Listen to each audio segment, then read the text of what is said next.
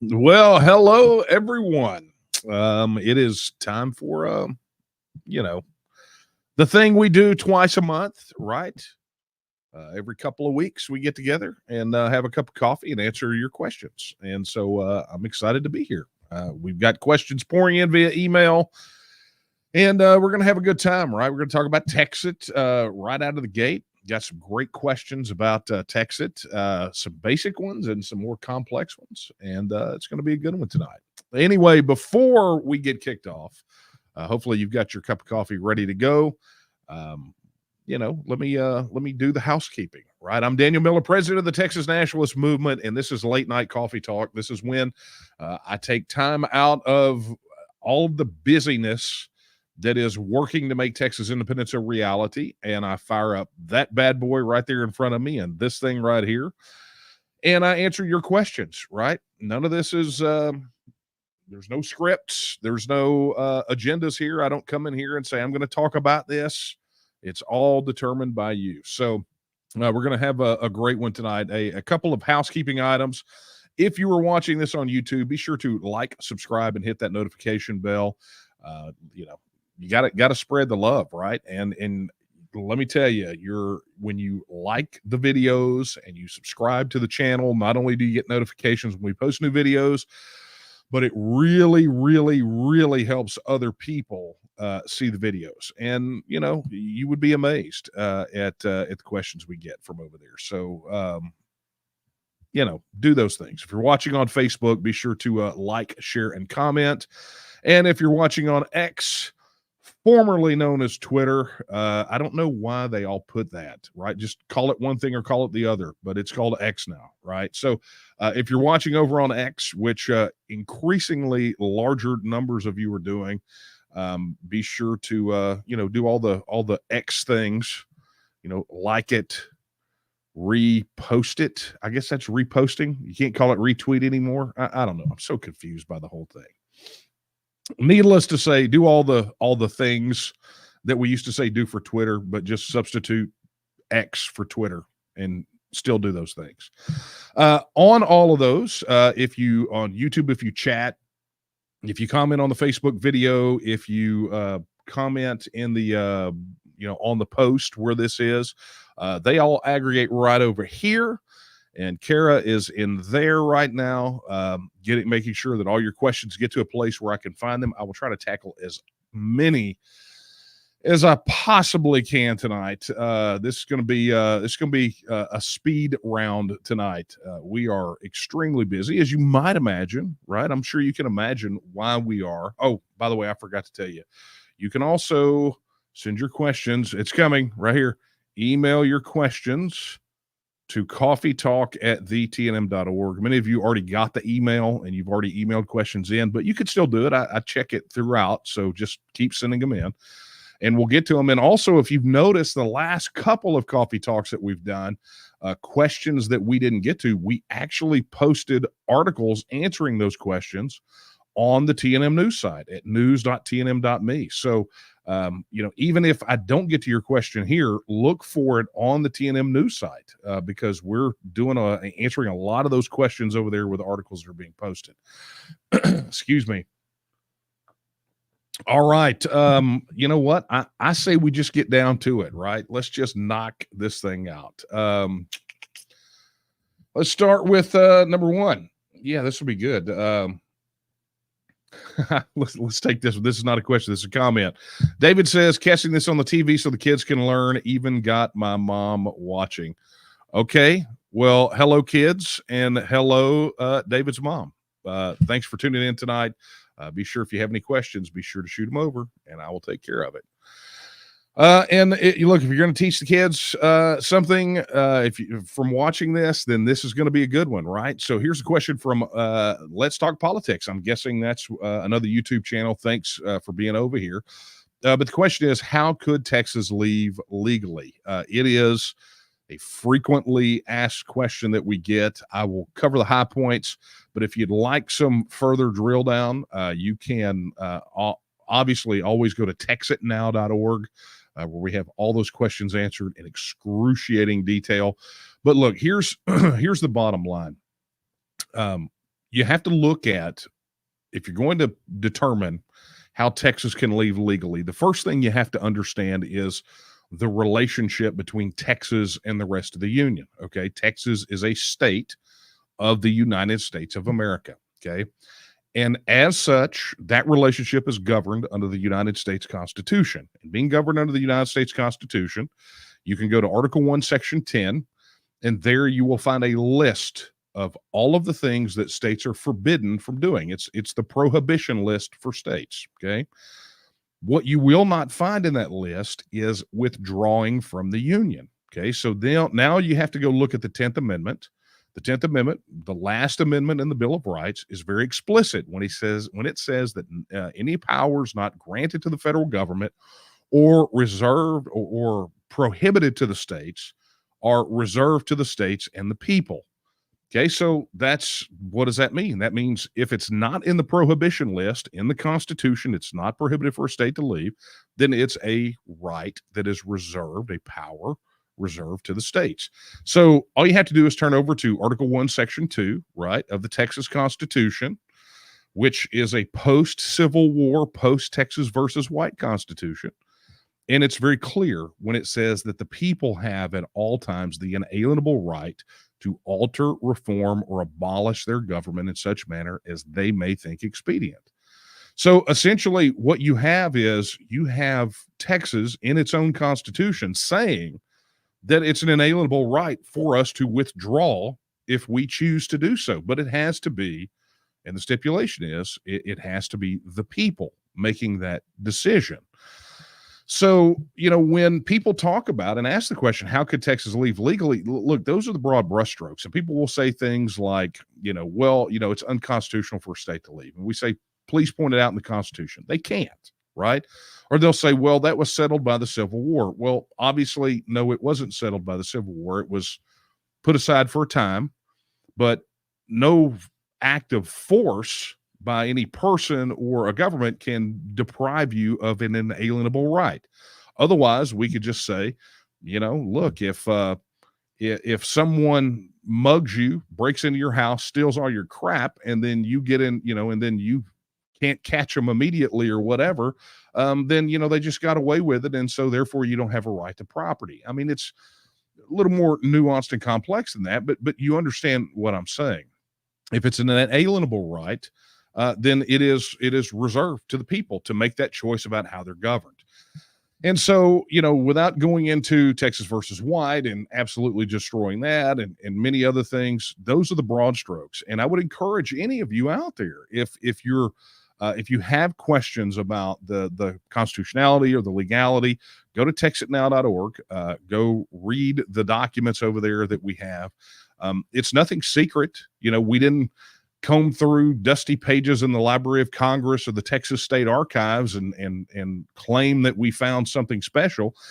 This is just what it is, right? This is not, mystical knowledge. This is just the reality of the situation. And some people may say, well, that was then and this is now. And I would agree with you that was then. And that the idea that states couldn't leave was not what the founders and framers had in mind, but not only that, it stands afoul of actually what the reality of the world is right now, where the United States has recognized the independence of many other nations. They've really codified their support of the right of self-determination via treaty. So, we're in about as good a position as you can possibly can be. And ultimately, the question of whether or not Texas can leave is not a judicial question. It's not a question of law. It's a political question, a question that can only be answered by the people of Texas. So anyway, hopefully that got you squared away. Let's talk politics. Thank you so much for dropping in tonight. Really do appreciate it. All right, let's do this. Let's get over to some of the emails. Man, oh man, you guys have really piled on. This one came in a little after last week, so we'll get to it first. Yeah, this is an interesting one because we actually talked about this. I think it was on the last Coffee Talk or the one before we alluded to it some, but I'll address it. This is from Michael. Michael says, maybe I missed this on the TNM site. Will Texas have a popular vote? Will the Texas zoning of representatives and senators be changed to accommodate the new Texas? Let's face it, good chunks of Texas are lacking a population factor. In my opinion, the current is not great. Yeah, and this is, and just to refresh, this is what we talked about before. There has been, right now, we know beyond a shadow of a doubt that Texas gets redistricted in the House and the Senate based off of varying political factors. I mean, it is gerrymandered. The one part of the map that does not change is the county map, right? I mean, those are administrative subdivisions of the state. They are carved out. And the imbalance is that you're perceiving is real. I mean, you've got somewhere in the ballpark of about 78% of voters live in about 30 to 35 counties here in Texas. So you have what are effectively, because of the first past the post system, particularly for statewide elections or constitutional amendments, that's where it really matters. You've got the urban areas really deciding for the rest of the state. That's why all these campaigns will concentrate their efforts in some of those, those urban centers, those very populated counties. And so consequently, the urban rural divide has real consequences when it comes to the political system. There has been discussion for many years now about cracking open the Texas Constitution and dealing with the population imbalance, particularly when it comes to statewide elections, to essentially establish what would be similar to the Electoral College. I mean, that would be the closest analogy, but wouldn't exist for that same reason.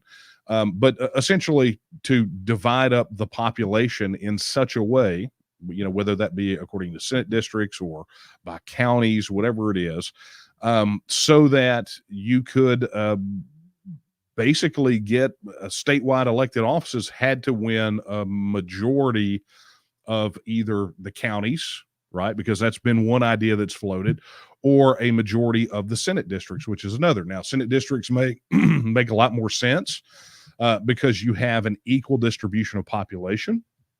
But those things, those issues that they're talking about, those are things that actually could be done right now. Except for this, is that out of all the, I'll use the story that I always have heard growing up and in my young adult life is, everything is there's this jar, and you start by putting the big rocks in, because if you put the little rocks in, you can't fit the big rocks, right? And out of all the things that Texas is dealing with right now, by virtue of our continued relationship with the United States, the fact of the matter is that most people do not perceive that as one of the biggest rocks.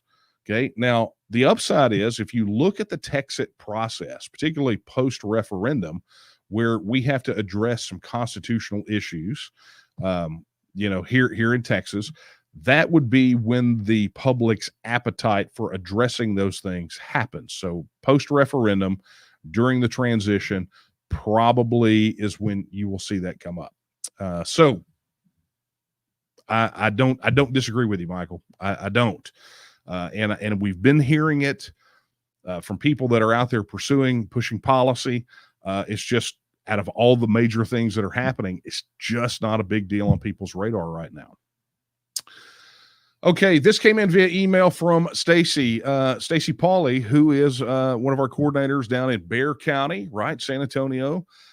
She says, I would like to challenge everyone who isn't working a polling site for a Texas First candidate to take a clipboard and go sign up new TNM members / supporters while voters are waiting in line or after they're finished voting. It will be like shooting fish in a barrel.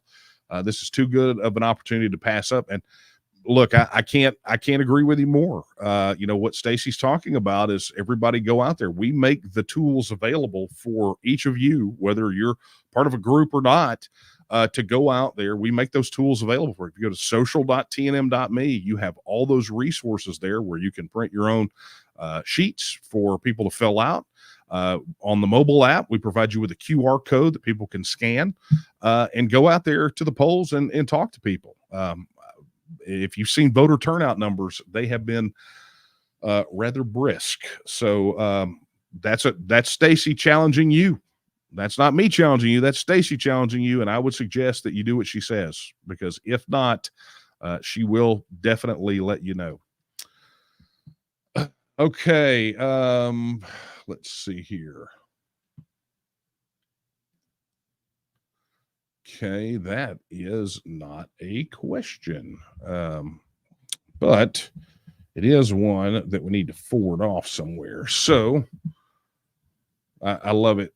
The coffee talk address is out there, and so people are like, hey man, do your thing. Okay, so here's one. James asked the question. Oh, hey James, you ran for railroad commissioner. I know you. He says, I'm curious about the in independent Texas and the relationship with the UNWEF and the rest of the alphabet groups. So you're basically talking about post-Texit policy, or as far as what our relationships with them will be. And I'll tell you, one of the most beautiful things about Texas becoming an independent nation is that we get to set our own foreign policy, right? We get to evaluate every relationship that we're a part of, right? So many of these relationships that we are a part of are by virtue of our membership as a state of the United States. And let's be honest, when it comes to virtually, I mean, not all, but many, the vast majority of policies from the federal government, whether it be foreign policy, military and defense, budgetary, taxes, whatever it is, we've been on two paths for a long time. The problem is they've got us on a leash and they drag us along with them. And so until we gain our independence, the fact of the matter is they're going to continue to drag us along wherever they feel like we need to go. And that is going to be driven by a neo-Marxist Maoist agenda. One that continues to centralize power in Washington, D.C. at the expense of the people of Texas. So the only way we're even going to be in a position to reevaluate any of those relationships is as an independent nation. And I got to tell you, a lot of people out there are pretty skeptical about all those entities that you mentioned. And so I'm not sure what the people of Texas are going to do, but I have a sneaking suspicion that I know. All right, let's get back over here. See what we got in the chat. Okay, this is a good one. Okay, Terry's asking, will the language of the bill to have a referendum change with the next session, or will it remain the same? I mean, obviously there will be changes. So what Terry's referring to is the Texas Independence Referendum Act, right? The piece of legislation that was filed on the last two sessions that would give Texans an up or down vote on independence, right? And the language of the bill is the language of the bill, okay? The one difference is that you will see session to session is that the dates change. And that's because the referendum, the way that the bill is constructed, the referendum is held on the November following the end of the legislative session, which is the next general election date. And that would be when Texans would go to the polls to vote on constitutional amendments. So what that does is it makes the bill revenue neutral, okay, in the sense that we're not having to throw a special election or do any of those things. And so, it addresses what would be otherwise a massive fiscal note. It keeps that from happening.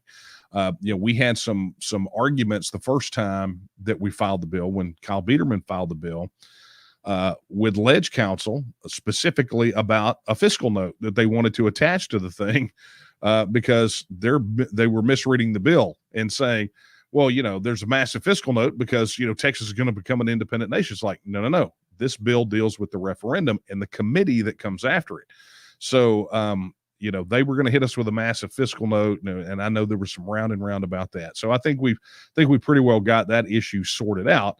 But that being said, the only changes to the bill as we have it now, the draft legislation, are the dates, so that it syncs up with the correct legislative session and the correct general election date. So anyway, thank you for that question, Terry. All right. Okay, Ethan. Ethan says, how would Texas get the support of the world to be recognized as an independent country? It's a great question. And as a matter of fact, I think there was a question that came in via email. Yeah. So we'll kind of tie these two together, right? So I just read the one on the screen, but here's one that came in from Timothy via email. He says, you've repeatedly talked about Texas being the process for Texas to become independent. The question I have is, at what point does Texas consider itself separate from the U.S.? For example, when would we stop paying federal income tax? I doubt it would be when we pass the vote. So when would official separation occur? So this is these things are kind of tied together, which is why I'm answering them together. And it's going to be one big answer that's going to cover both of them. But essentially, here's what you have to look at. The question of when is a brand new nation actually considered a brand new self-governing nation? When is it actually considered as an entity? Okay.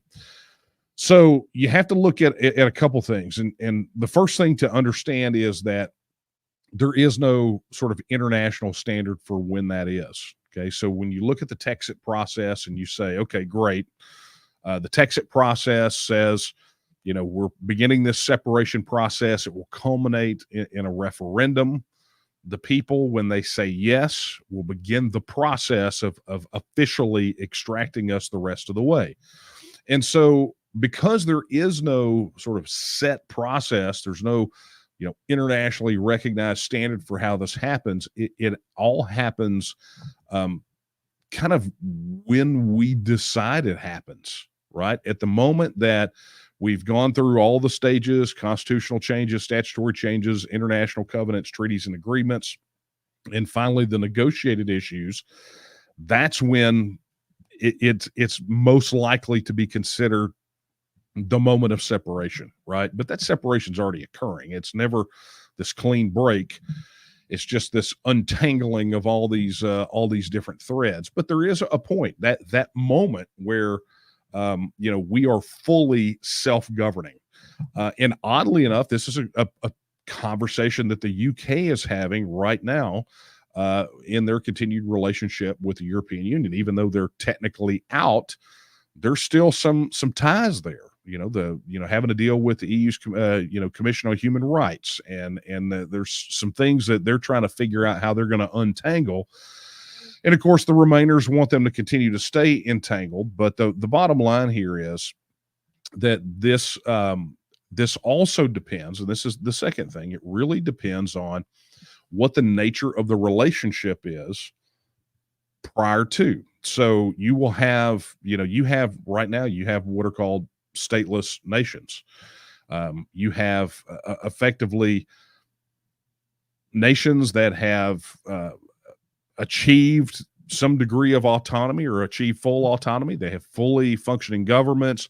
They issue their own currency. They do all these things, but they do not enjoy international recognition for those. And a lot of that is politically driven. Okay. Which really gets me to the next part, right? This question that's on the screen right now. Texas, in any state for this matter, that becomes a state, you look at the Montevideo Convention. You guys have heard me talk about it before. I talk about it in the Texas Blueprint. It establishes these 4 criteria for defining what a state is. Okay. And, I made the case on a previous podcast, not a coffee talk, but on Texas News. You can go into the archives and dig into it, that Texas effectively meets all 4. I mean, we're in fact called a state, right? And we meet all 4 criteria with one exception. And I'm not even sure it's an exception, but it's the capacity to carry out international relations. And it doesn't specify treaty making power. Okay, so by virtue of our membership in the United States, we have shoved our treaty-making authority off to the federal government and said, you get to go make it. We have a unified foreign policy, treaty-making. You guys can take care of that. That's just a function of the union. But the fact of the matter is that we have the ability to conduct international relations, as evidenced by the fact that Greg Abbott has done all these economic and trade missions, and India, Taiwan. I mean, the list goes on and on. So I cover that a lot in that podcast. But all of that is to say that when we get to this point where we are in the process of separating, it's important for us to continue to push, this understanding that we meet all the criteria of Montevideo, but also the rest of the world looks at the process, right? If there's a big question mark hovering over the process under which Texas became independent, you're going to be hard pressed to get recognition from around the world. I mean, if you don't do it the right way, that's honestly the least of your concerns. The international recognition, because if you do it the wrong way, you're going to struggle to get recognition from people in Texas. And that's been my complaint with a lot of these people who say, let's just go do it, and we don't need a vote and all this. Well, that won't be recognized even by the people of Texas. So it's important that we follow a process, that it's a transparent process, that it's, a peaceful political process. And, we're above board on every step of this, because some people say, well, we don't care what other countries think. Well, you need to. Because at the end of this, Texas is going to need to trade with other countries, and it becomes much more difficult if we do not have official recognition from those countries. People say, well, we didn't have to do that before. Well, actually, we did. When Texas became an independent republic separate from Mexico, it sought out treaties of recognition, right? There was a treaty of recognition with France, a treaty of recognition with the UK, treaty of recognition with the Netherlands, the Hanseatic League. I mean, it goes. So actually, we have copies of those documents in the TNM research library. If you go to library.tnm.me, you can read the text of those treaties. So that hopefully answers your question. I mean, it is a complex one, right?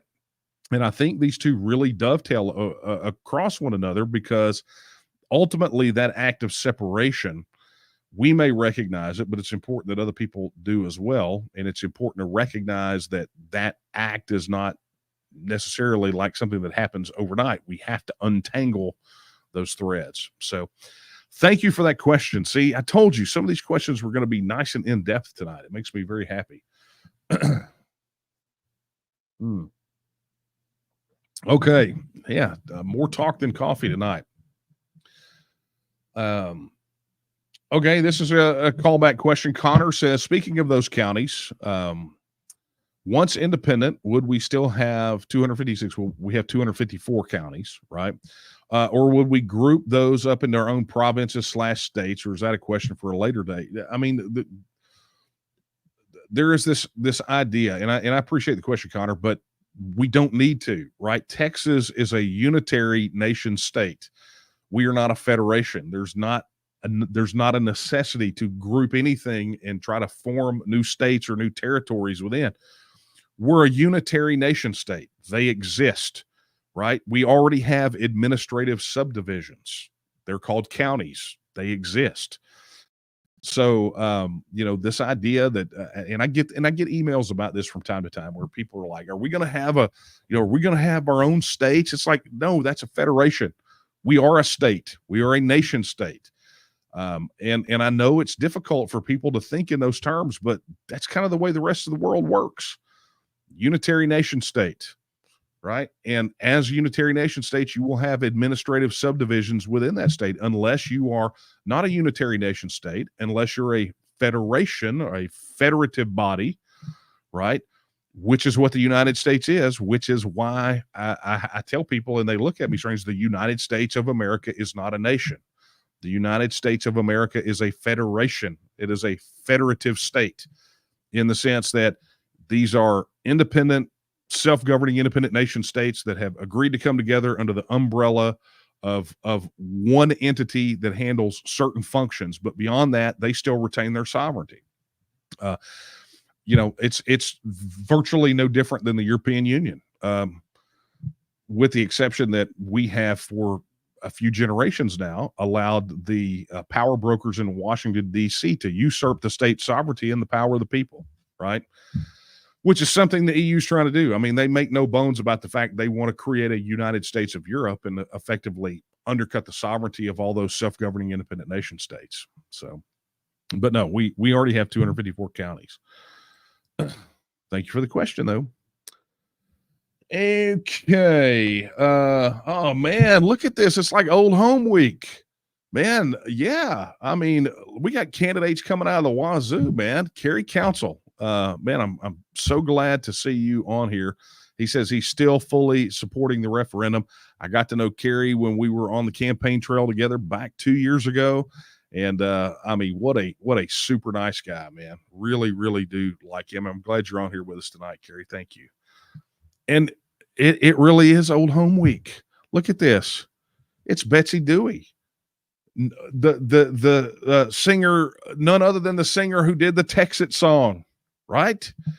We played the video. I think we debuted the video on here one night. Anyway, guys, thank y'all so much for being on here tonight. Oh, and a reminder before we get to this question. If you have questions, drop them in the chat, drop them in the comments. They will show up over here. We'll get them and we'll get them answered.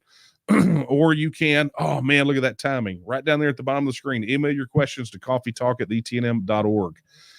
And we will try to hit as many of those bad boys as we possibly can before we run out of time. Okay, this is Betsy's question. Betsy says, we had the numbers to get on the Republican primary last year, but they shut us down. What's the plan to actually get the Texit referendum on the ballot? It's something that I talked about. It's what we've done. You know, the primary, and a lot of people confuse this, right? Getting the vote on the primary ballot was essentially a move to build political momentum. Excuse me. We had the ability to, by petition, place the question on a primary ballot. And we secured the signatures to do it. I'm not going to relitigate that issue, but you can find all the information about it on the TNM news site. Just go to the search box and type petition. You can follow that entire saga. But petition signers were robbed. That's just the bottom line. Okay, so, but that was never the final vote, right? The only time that the one thing, the one vote, the one poll, whatever you want to call it, the one thing that matters, they all help, right? They all push us toward the inevitable, but the one that matters is the vote, the referendum that is enabled by legislation that puts it on a statewide ballot for anyone and everyone to go vote on, and then has something on the other side of it. That's it. And that's the Texas Independence Referendum Act. So how do we get the Texas referendum on the ballot? We get the Texas Independence Referendum Act passed by the legislature, and boom shakalaka, you got an opportunity to vote on this. And it means something. You know, I mean, it would have meant something on the primary ballot. It would have meant additional political momentum, more wind at our backs to push the Texas issue forward, to really force the legislature to get this thing on the ballot. But, you know, the message was received. You know, those people knew that we got the signatures. They knew, but for the actions of effectively a rogue chairman of the Republican Party of Texas, it would have been on the ballot, right? And particularly the opposition knows what that means, which is if it goes on a ballot, it wins, which is why they fight so hard to not put it on a ballot. So all roads on this issue lead right through the next legislative session, right? Early filing for bills. I don't know if you guys got it, but we're in the middle of a major fundraising campaign right now. We have to, because the next legislative session starts. Pre-filing for legislation starts the 11th of next month, right? So today's the 23rd. How many days is that? 19 days, 18, 19 days, right? That's how real this is about to get for everyone. And, you know, we've got Texas First Pledge signers that are going to be going into office. So, you know, we have a lot of work that we still have to get done. We've got public awareness campaigns we got to do. You know, people forevermore send us emails. Hey, we need billboards. We need TV ads. We need radio ads. those things cost money. And so that's why we had to launch a fundraising campaign, because those things are not cheap, not by any stretch of the imagination. And I got to tell you, the figures that we set for the targets and the goals on that fundraising, I'll be honest with you, they're modest. Yeah, I mean, we're gonna have to squeeze the poop out of a buffalo nickel to still make that work. But guys, that's what independence, it's what it takes. You know, you cannot be expected to be transported from tyranny to liberty on a feather bed, nor can you write the future with IOUs. So, but that's the plan, right? So we're going in. We got the Texas Independence Referendum Act. We're going to get the thing filed, and then we're going to push hard, and we're going to try to get this thing through the legislature and give you guys a vote. But again, much like the petition campaign, if you want a vote on this issue, you've got to help make it happen. I said that till I'm hoarse and blue in the face, right? This is not, I can't wave a magic wand to make it happen. People say, well, how come you can't make it? Well, because that's not how this works. I'm not the kingmaker. I'm not the arbiter of what gets filed and what isn't. You've got legislators down there that do that, and you've got to lean on them to make it happen. And I can only say it so many times, but the people who can make a Texas referendum a reality are the people that are watching this right now. It's you. I can help. I can lead. I can facilitate. I can be a grunt. I've done every job in this organization pretty much. I was here when there were only me and 5 others. Okay. So I've done all of it. But I can't do it by myself. Each of us has to take a piece of this and do it and take responsibility for making it happen. We win together or we fail together, but it's always together. That's how this thing happens. Okay. So anyway, Betsy, that's the process. So just, I would suggest that people get plugged in, stay plugged in. If you're not a member, go do it. If you haven't donated to our 1111 campaign, you need to go do that. If you're not a volunteer, we need you to volunteer. You got to take a piece of this, whatever it is, just take on a piece of it and help make it happen. Okay, but thank you for that. And that reminds me, because I would be in trouble if I didn't say something for, speaking of members and about the Texas referendum, tomorrow night, and this is for 1836 Club and Texas Insider members, which you can find out more if you go to member.tnm.me.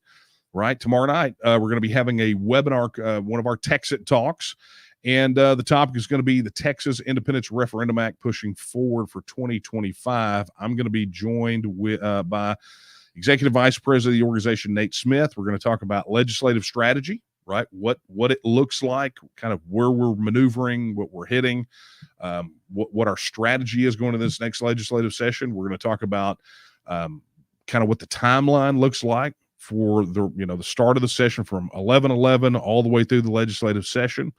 And then we're going to talk about specific action steps that our members can take. And then we're going to be taking questions from those people. So if you were not an 1836 Club member or a Texas Insider member, go now, because we will pull that list in the morning. Many of you already have your invitations for it.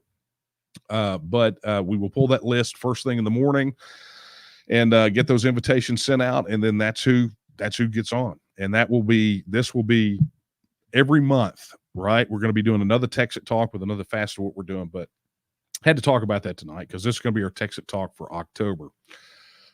Okay, let's get back to your questions. Man, oh man. Let's go over here to the email. Otherwise, I'll get in trouble.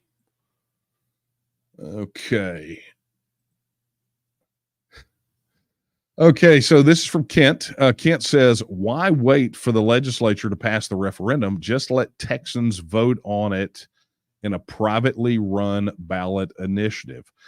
Okay, so this gets to, oddly enough, it really dovetails into a question I answered a moment ago, which is about the process.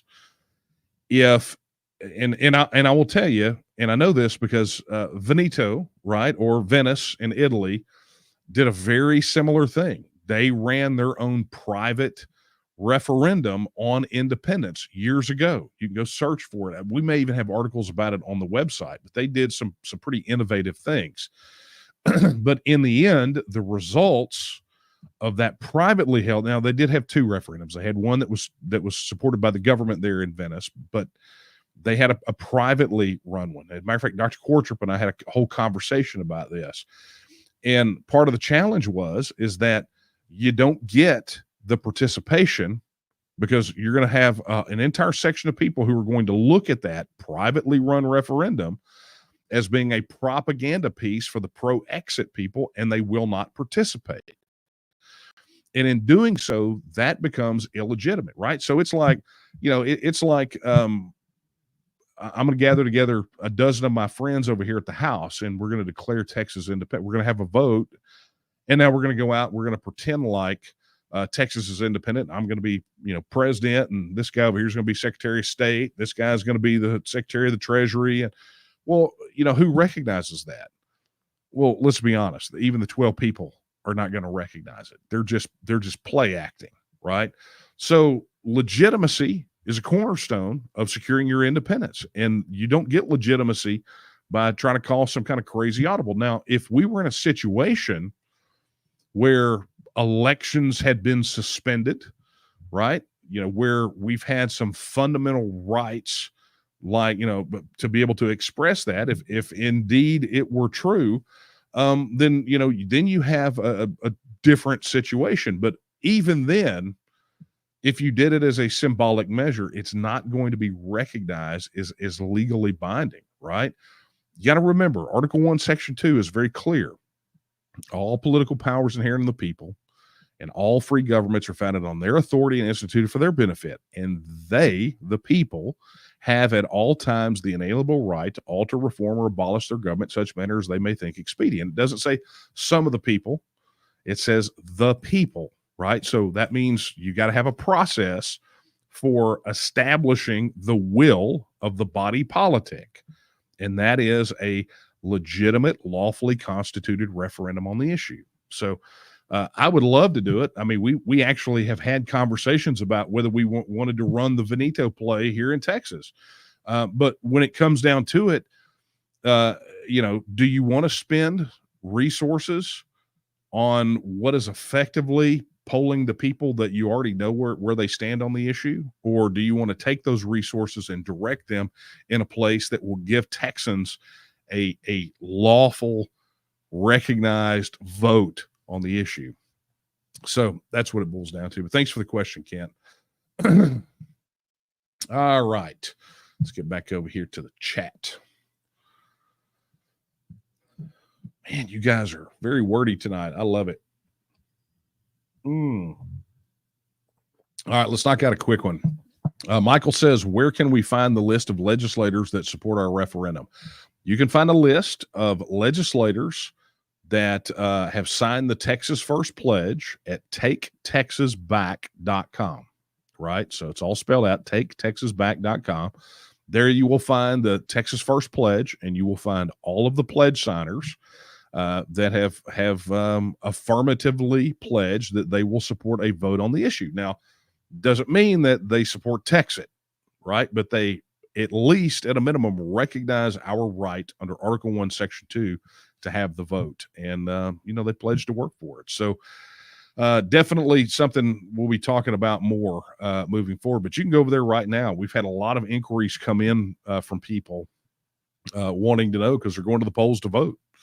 And a lot of those people are on ballots. So you're going to want to, go check out that list. Thanks for the question, Michael.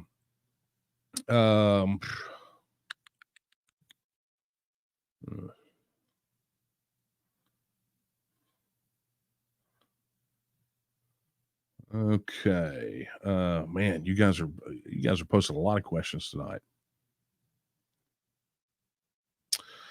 Okay, James says, Daniel, how would the Texas government change if we obtain being our own country? What would the structure look like?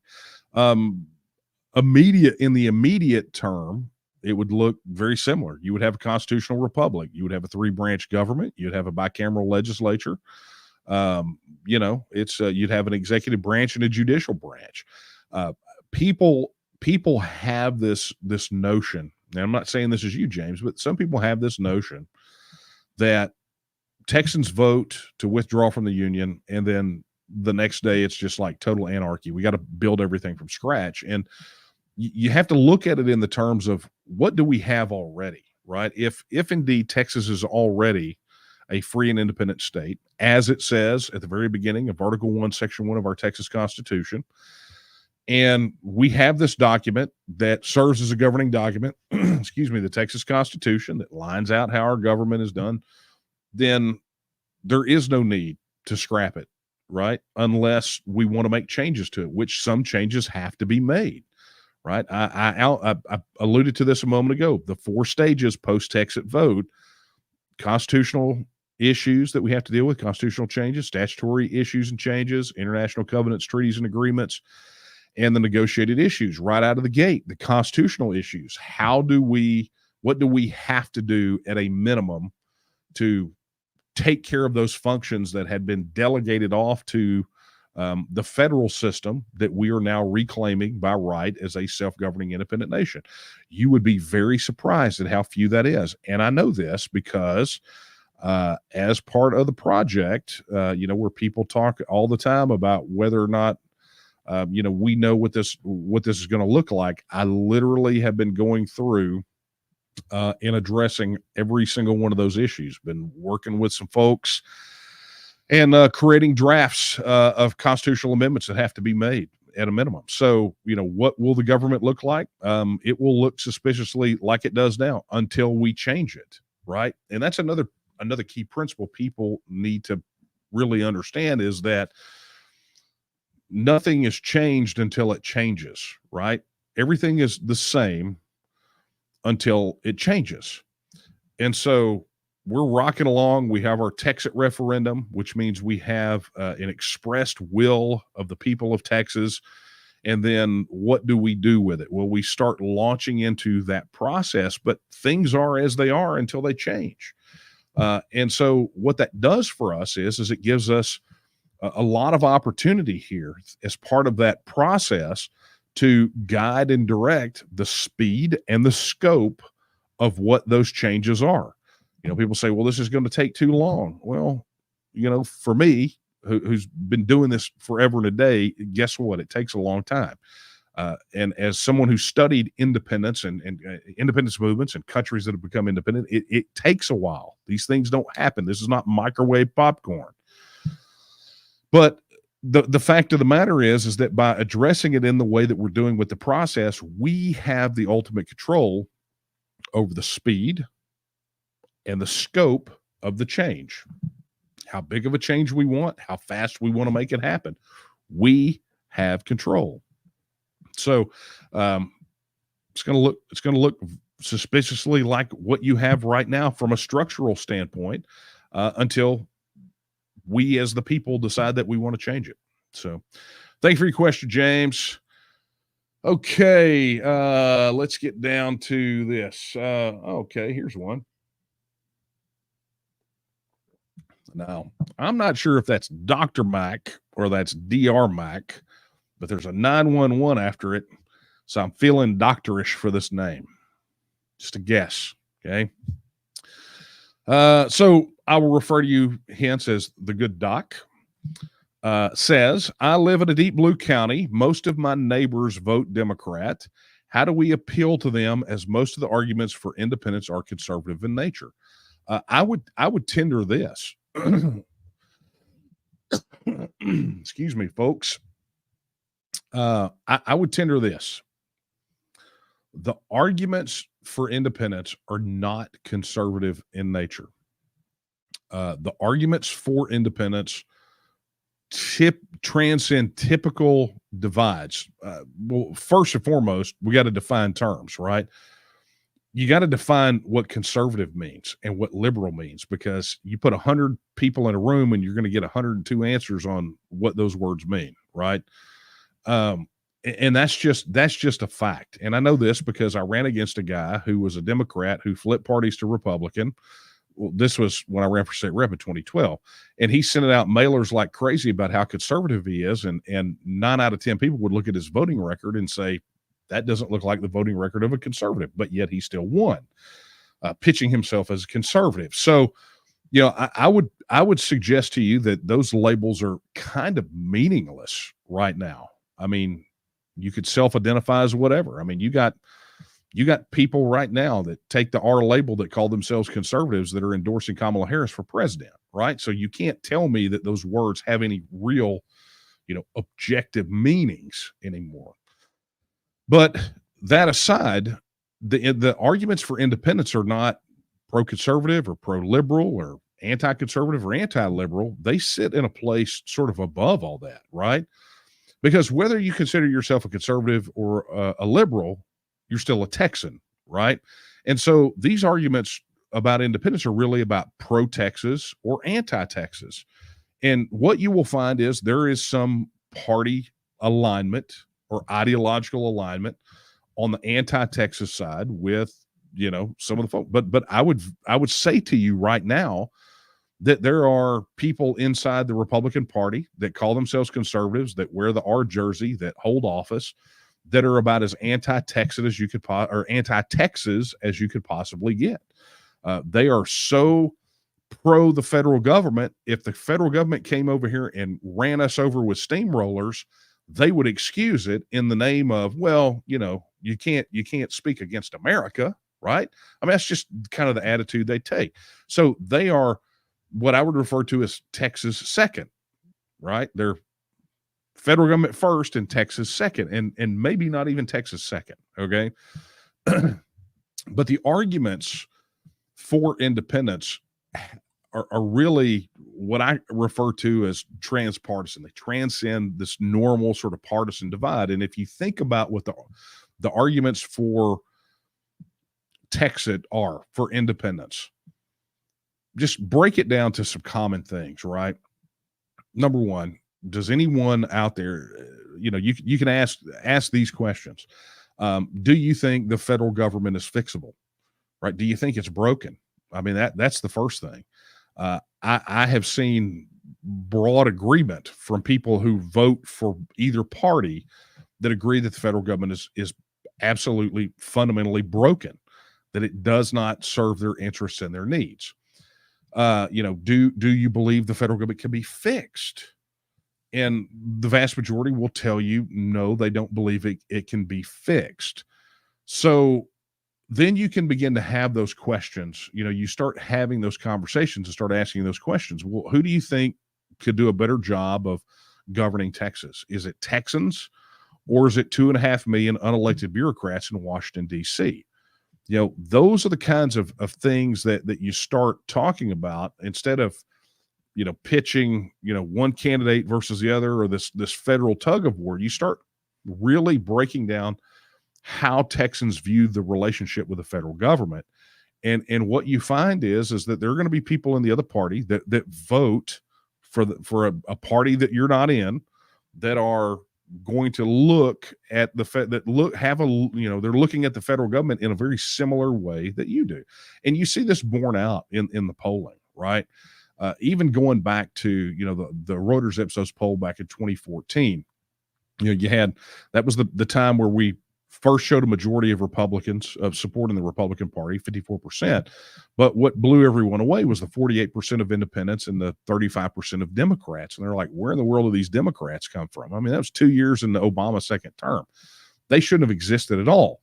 By utilizing the logic that they use that this is just a Republican issue, that number should be zero. That Democrat number should be zero, and the independent number should be hovering close to zero.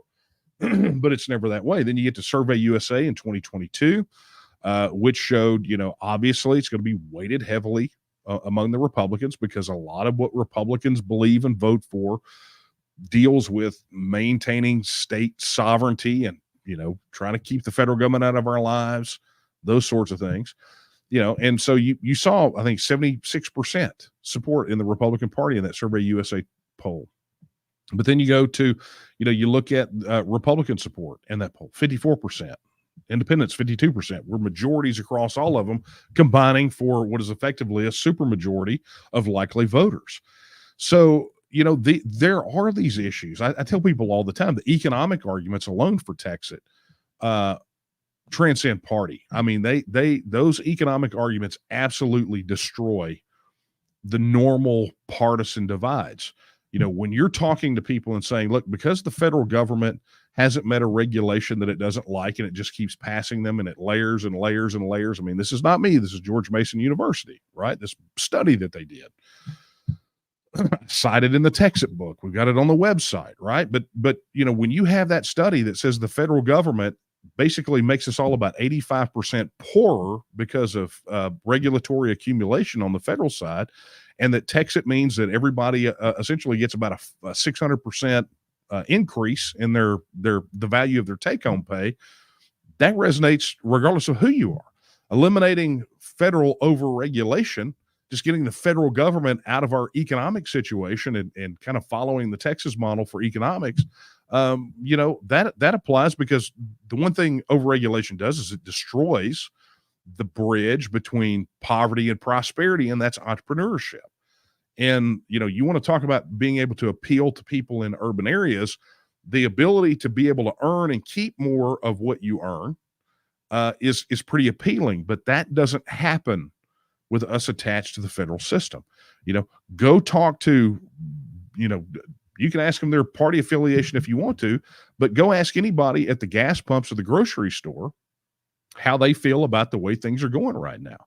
Understand that is a result of inflationary monetary policy from the federal government that's making every one of us work twice as hard for half as much.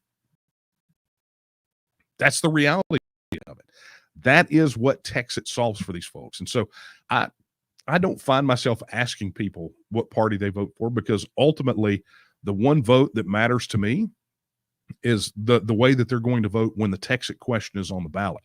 We can prove the benefits of Texas being an independent nation. The opposition cannot sell the benefits of staying in the union, because let's be honest, everybody's pretty miserable right now. So anyway, again, I'm assuming you're the good doc. So Doc, thank you for your question. Okay. Okay, I better get over here. Let me check email one more time, because I'm running out of time. Oh, I'm totally out of time. Look, I'm overtime. You guys are getting overtime tonight. Okay.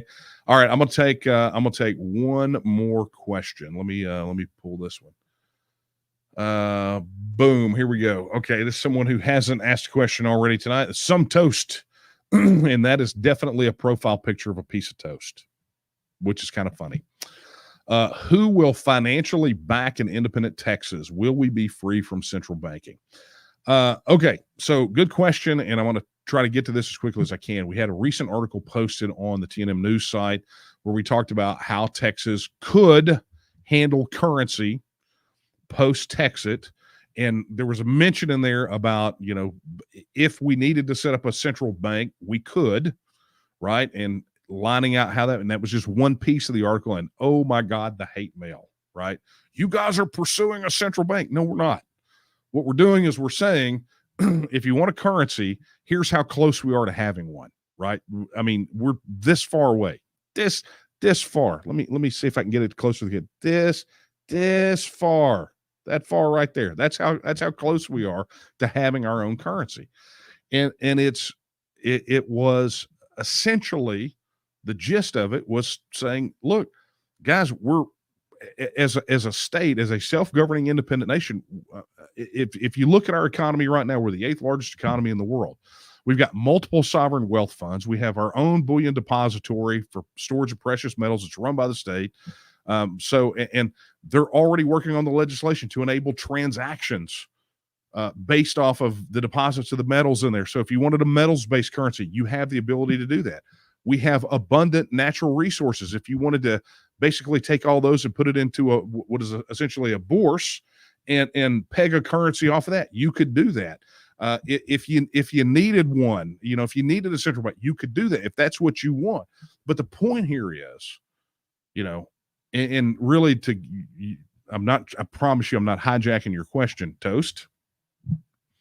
But the point here is that we don't get a say in any of that. I mean, we can go ahead and float our own currency, right? We could go ahead and sort of start that process, but there's a cap. We're limited to a certain extent about what we can and cannot do because we are part of the federal system. For any of these things to be on the radar, where we got to think about, right now you got a central bank. If you even want a shot at not having a central bank, then you got one way to do that, and that is to become a self-governing independent nation. If you want to talk about who's going to financially back an independent Texas, Texas is already the 8th largest economy in the world. I mean, we're generating hundreds of billions of dollars of revenue. That we're already, getting siphoned off to Washington, D.C. that stays here, that gets reinvested in our communities, right? That stays in our households, that goes to, building Texas priorities according to our challenges and not according to some bureaucrat in Washington, D.C. That is what Texas does for us. It gives us the opportunity to do those things, to leverage all of the things we already have. So who will financially back an independent Texas? Us, right? Without that parasitic Washington, D.C., just with its claws dug into us, sucking us dry and putting our name on a bunch of debt that our children's children will never be able to repay. What's to say we're not going to go from the 8th largest economy to the 4th or 5th? I mean, we have the opportunity to do that, but only if we become a self-governing independent nation. And we only get that done when Texas gets an opportunity to go to the polls and vote and says, yes, I believe that Texas should reassert its status as an independent nation. That's when it happens. And you can make that happen. So, Toast, thank you for your question. And that, my friends, is going to be a wrap for tonight. Let me go ahead and remind you all, if you have not already registered your support, head over to tnm.me/vote right now. Pledge your support. Definitely want you to register your support. We are, numbers matter. Legislators forevermore looking at our website to see exactly where that number is. I mean, we post the number on the main page of our website. That's gutsy. That's really gutsy, right? So register, be counted, get access to all the cool stuff like, TNM Social and the mobile app and all those things, all the tools and resources we provide to help make Texas a reality. Additionally, I already talked about it. I just did that, right? Look, make sure you download the app, right? If you're already a registered supporter, head over to tnm.me/app, download the mobile app for iOS and Android, and get plugged into TNM Social in the community. Get all the tools and resources at your fingertips to help make Texas a reality. A reminder, if I did not slam it hard enough, I'm doing it right now. Donate today. We are trying to hit these targets. We got a big job ahead of us going to this legislative session. And my belief is people will fund what they want. If you want it to happen, you'll help make it happen. We proved that point with the booth at the Republican convention this year. Initially, I didn't want to do it, but I left it up to the will of the people. I said, if you want it, you'll fund it. So if you want a Texas vote this next time around, then you'll fund it. That's just the way it works. Additionally, head over right now. If you're a business owner, sign up for the TNM business directory. Go to business.tnm.me and register your business today. It's going to be that thing's getting ready to launch. I'm excited. I met with the devs Monday night, and they are very, very, very close to getting that business directory launched, and I'm here for it, man. I'm ready because I want to spend my money with other businesses that believe like I believe, that share the values, right? So that's what it's going to be great about. Okay, my friends, as I said, that is going to be a wrap. So what I want to do is I want to thank you all for sending in your questions. If you got in here late, be sure to, watch on the replay, and you can send in your questions to coffeetalk@tnm.org. And as you saw, I mined out some that came in late last week or from 2 weeks ago. to answer tonight. And maybe you'll just get your question answered on the website too. There's always that possibility. But I do want to thank you all for tuning in. Be sure to like, subscribe, do all the cool things. Just get plugged in, stay connected, please. Right? If all political power is inherent in the people, then we got to connect people together. And that's what we're doing, right? So with that being said, I will leave you with the words I leave you with every time we're together. They're not my words. They're the words of Sam Houston when he said that Texas will again lift its head and stand among the nations. I believe that time is now. And the question is, will you stand with her? Good night, everyone.